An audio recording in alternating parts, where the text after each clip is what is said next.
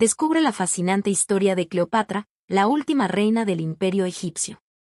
Una mujer de belleza, astucia y pasión que gobernó con inteligencia y determinación en un mundo dominado por hombres.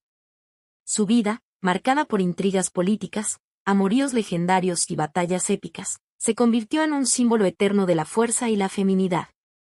Prepárate para sumergirte en la épica historia de una de las mujeres más influyentes de la antigüedad. Si te gusta mi video, suscríbete a mi canal para más historias inspiradoras y emocionantes. Dale un like y activa la campanita de notificaciones para no perderte nada. Tu apoyo es fundamental para que siga creando contenido de calidad. Ahora sí comencemos. La familia Ptolomea era una dinastía griega que gobernó Egipto después de la muerte de Alejandro Magno en el año 323 a.C. Los Ptolomeos eran originarios de Macedonia y habían sido generales de Alejandro Magno. El primer Ptolomeo, Ptolomeo I Soter, se convirtió en faraón de Egipto y estableció la dinastía que gobernaría el país durante más de 300 años. Ptolomeo XII, también conocido como Auletes, fue faraón de Egipto desde el año 80 a.C. hasta su muerte en el año 51 a.C. Fue un gobernante débil y corrupto que se enfrentó a varias revueltas y conflictos durante su reinado. A pesar de esto, logró mantener el poder y asegurar la sucesión de su hija Cleopatra. Cleopatra nació en el año 69 a.C. en Alejandría, la capital de Egipto. Fue la tercera hija de Ptolomeo XII y su esposa, probablemente Cleopatra V. La infancia de Cleopatra estuvo marcada por la política y el poder, ya que creció en el palacio real rodeada de cortesanos, diplomáticos y soldados. Cleopatra recibió una educación excepcional para una mujer de su época. Estudió filosofía, literatura, diplomacia y política, lo que le permitió desarrollar habilidades importantes para gobernar. También aprendió varios idiomas, incluyendo el griego, el egipcio y el latín. Cleopatra tenía varios hermanos y hermanas, incluyendo Ptolomeo XIII, su hermano y cogobernante. Ptolomeo XIV, su hermano menor. Arsinoe IV, su hermana menor. Berenice IV, su hermana mayor. La relación entre Cleopatra y sus hermanos fue complicada y marcada por la lucha por el poder. Cleopatra se casó con sus hermanos Ptolomeo XIII y Ptolomeo XIV, según la costumbre egipcia, pero estas uniones fueron infelices y acabaron en conflicto. A los 18 años, Cleopatra ascendió al trono junto a su hermano Ptolomeo XIII. La relación entre ellos fue tensa, y pronto se convirtió en una lucha por el poder. Cleopatra logró consolidar su posición y eventualmente se convirtió en la gobernante única de Egipto. La reunión entre Cleopatra y Julio César en el año 48 a.C. marcó un punto crucial en la historia de Egipto y Roma. En ese momento, Ptolomeo XIII, hermano y cogobernante de Cleopatra, había solicitado la ayuda de César para recuperar el trono. Sin embargo, Cleopatra vio una oportunidad para asegurar su propio poder y se reunió con César en secreto.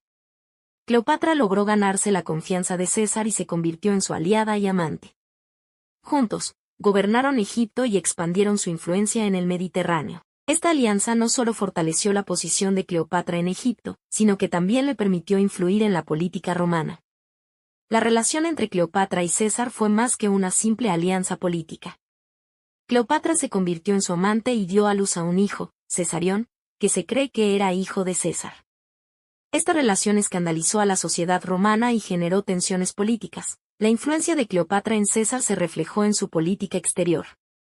César declaró a Cleopatra y a su hermano Ptolomeo XIV como cogobernantes de Egipto, y más tarde, Cleopatra viajó a Roma como reina vasalla. Sin embargo, después del asesinato de César en el año 44 a.C., Cleopatra regresó a Egipto y se convirtió en una figura clave en la lucha por el poder en Roma. Año 44 a.C. Julio César fue asesinado en el Senado romano por un grupo de conspiradores liderados por Marco Junio Bruto y Cayo Casio Longino. Los conspiradores, que incluían a varios senadores y nobles romanos, temían que César se convirtiera en un dictador absoluto y eliminaran la República Romana. César había sido advertido sobre el complot, pero no tomó medidas para protegerse. Fue apuñalado varias veces y, según la leyenda, dijo: «Tú, Brut. Tú también, Bruto», al ver a su amigo y senador Marco Antonio entre los asesinos. Después de la muerte de César, Marco Antonio, uno de sus generales más leales y amigos, se convirtió en una figura clave en la lucha por el poder en Roma. Marco Antonio había sido un aliado cercano de César y había apoyado su ascenso al poder. Pronunció un discurso emocional en el funeral de César, en el que denunció a los asesinos y llamó a la venganza. Esto aumentó su popularidad entre el pueblo romano y lo convirtió en un líder natural en la lucha contra los conspiradores. Cleopatra, consciente de la importancia de su encuentro con Antonio, se preparó cuidadosamente. Ordenó que se construyera un barco dorado, decorado con sedas y joyas, para impresionar al romano. Cleopatra se vistió como la diosa Afrodita, patrona del amor y la belleza. Se dice que llevaba un traje de seda blanca, adornado con perlas y joyas, y que su cabello estaba peinado en un estilo que recordaba a la diosa. El barco dorado llegó a Tarso, y Cleopatra desembarcó en la orilla del río Citno. Antonio, que estaba esperándola, se quedó impresionado por su belleza y su presencia. Antonio recibió a Cleopatra en su palacio, y ella lo saludó con una reverencia y una sonrisa. Se dice que Antonio se sintió inmediatamente atraído por ella y que su presencia lo dejó sin aliento. Cleopatra y Antonio hablaron durante horas, discutiendo política y filosofía.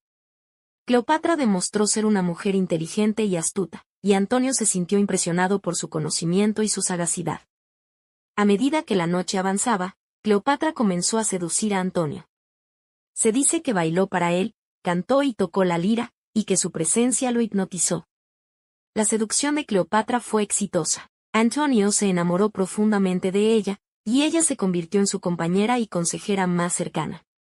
La alianza política entre Egipto y Roma se selló, y Cleopatra aseguró su posición como reina de Egipto. La seducción de Cleopatra a Marco Antonio es un ejemplo de cómo la inteligencia, la belleza y la astucia pueden ser utilizadas para lograr objetivos políticos y personales.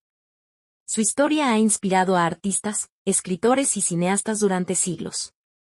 La vida de Cleopatra y Marco Antonio en Alejandría fue una época de gran lujo y esplendor.